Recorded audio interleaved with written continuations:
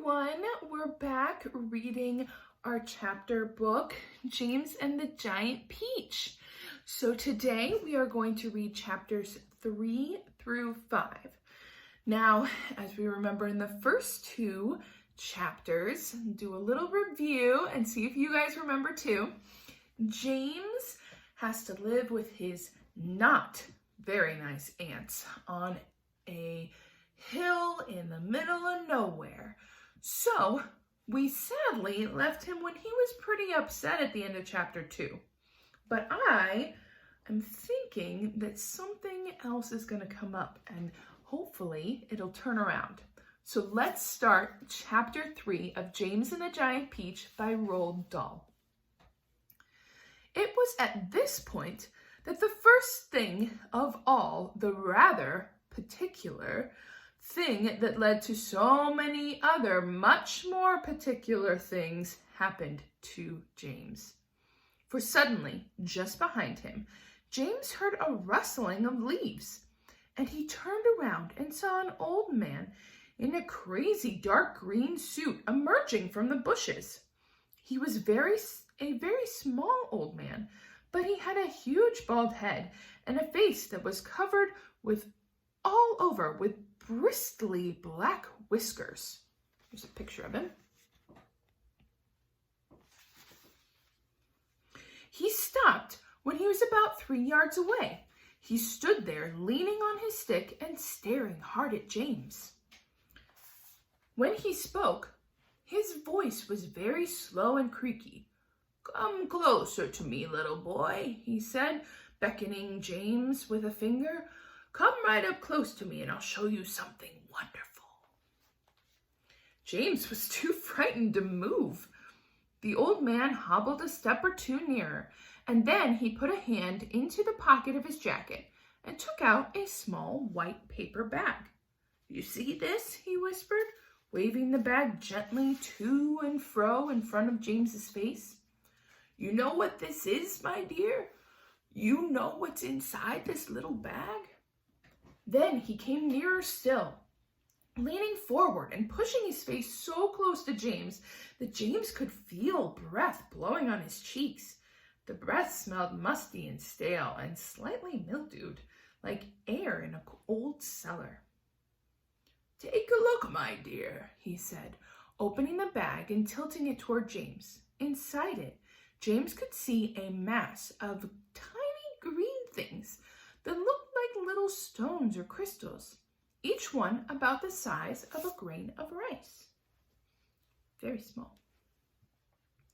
They were extraordinarily beautiful, and there was a strange brightness about them, a sort of luminous quality that made them glow and sparkle in the most wonderful way. "Listen to them," the old man whispered. "Listen to them move." James stared into the bag, and sure enough, there was a faint rustling sound coming up from inside it. And then he noticed that all the thousands of little green things were slowly, very slowly, stirring about and moving over each other as though they were alive. "There's more power and magic in those things in there than all of the rest of the world put together," the old man said softly. But what are they?"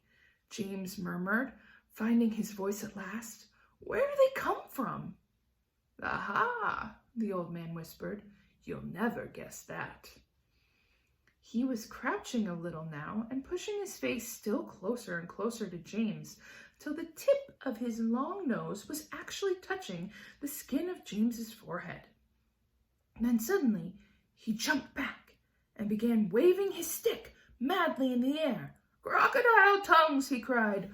1,000 long, slimy crocodile tongues boiled up in the skull of a dead witch for 20 days and nights, with the eyeballs of a lizard, and the fingers of a young monkey, and the gizzard of a pig, and the beak of a green parrot, and the juice of a porcupine, and 3 spoonfuls of sugar. Stew for over a week, and then let the moon do the rest." All at once, he pushed the white paper bag into James's hands and said, "Here, you take it, it's yours." Chapter 4. James Henry Trotter stood there, clutching the bag and staring at the old man. "And now," the old man said, "all you've got to do is this. Take a large jug of water and pour all of the little green things into it. Then, very slowly, one by one, add 10 hairs from your own head. That sets them off. It gets them going. In a couple of minutes, the water will begin to froth and bubble furiously. And as soon as that happens, you must quickly drink it all down, the whole jugful in one gulp. And then, my dear, you will feel it churning and boiling in your stomach, and steam will start coming out of your mouth. Immediately after that, marvelous things will start happening to you. Fabulous, unbelievable things. And you will never be miserable again in your life." Because you are miserable, aren't you? You needn't tell me. I know all about it. Now, off you go and do exactly as I say. And don't whisper a word of this to those 2 horrible aunts of yours. Not a word.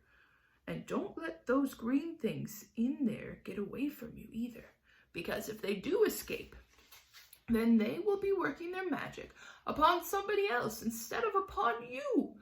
And that isn't what you want at all, is it, my dear? Whoever they meet first, be it bug, insect, animal, or tree, that will be the one who gets the full power of their magic. So hold the bag tight. Don't tear the paper. Off you go. Hurry up. Don't wait. Now's the time. Hurry. With that, the old man turned away and disappeared into the bushes. Chapter 5. The next moment, James was running back toward the house as fast as he could go. He would do it all in the kitchen, he told himself, if only he could get in there without Aunt Sponge and Aunt Spiker seeing him. He was terribly excited. He flew through the long grass and the stinging nettles, not caring whether he got stung and not on his bare knees. In the distance, he could see Aunt Sponge and Aunt Spiker sitting in their chairs with their backs toward him. He swerved away from them so as to go around the other side of the house, but then suddenly, just as he was passing underneath the old peach tree that stood in the middle of the garden, his foot slipped and he fell flat on his face in the grass. The paper bag burst open as it hit the ground, and the thousands of tiny green things were scattered in all directions. James immediately picked himself up onto his hands and knees and started searching around for his precious treasures. But what was this? They were all sinking into the soil. He could actually see them wriggling and twisting as they burrowed their way down toward the hard earth. And at once, he reached out a hand to pick one of them up before it was too late, and they disappeared right under his fingers. He went after some others, and the same thing happened. He began scrambling around frantically in an effort to catch hold of what were left, but they were too quick for him. Each time the tips of his fingers were just about to touch them, they vanished into the earth. And soon, in the space of only a few seconds, every single one of them had gone. James felt like crying. He would never get them back now. They were lost forever. But where had they gone to? And why in the world had they been so eager to push down into the earth like that? What were they after? There was nothing down there, nothing except the roots of the old peach tree and a whole lot of earthworms and centipedes and insects living in the soil. But what was it that the old man said? Whoever they meet first, be it bug, insect, animal, or tree, that will be the one who gets the full power of their magic. Good heavens, thought James.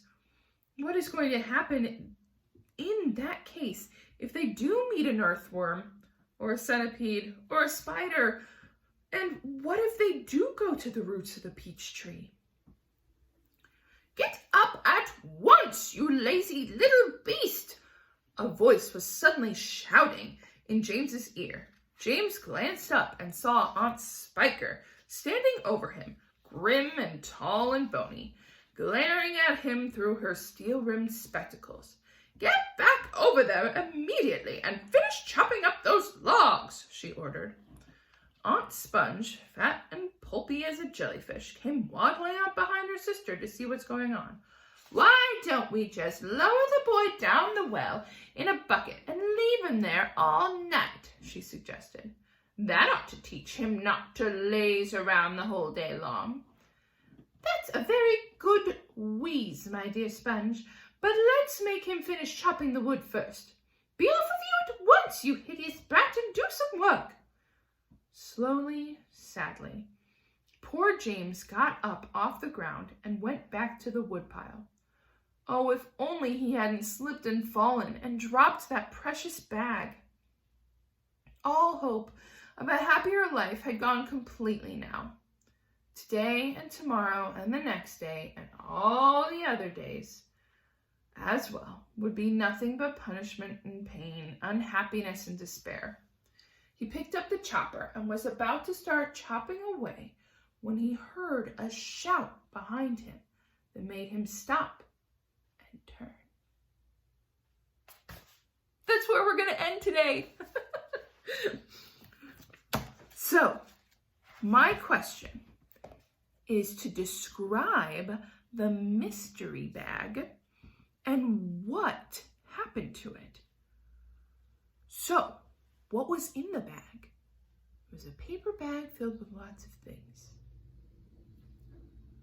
Remember to pause and talk about it together and then come back. So, what was in the bag were tiny little green things that were all squirming and worming. They were magic, right? What happened to it is the old man gave it to James so he could have a happier life, right? But James tripped and all of them fell out and went into the earth. So, why do you think the old man gave it to James? That was a lot of magic. I think he saw that James was upset and wanted him to have something to make his life better. And I think we'll still see that something will happen to make it better. So we have 2 vocabulary words today. Beckoning, which means to ask to come, right? And murmured. So murmured is like talking under your breath and kind of, and that's murmuring. All right, so that is all we're going to do for today with James and the Giant Peach by Roald Dahl. I hope you enjoyed it and you had a little time to talk about things, maybe go over what we learned about today in the book, and we'll be back next time with a few more chapters and questions. Thanks, everyone. Bye.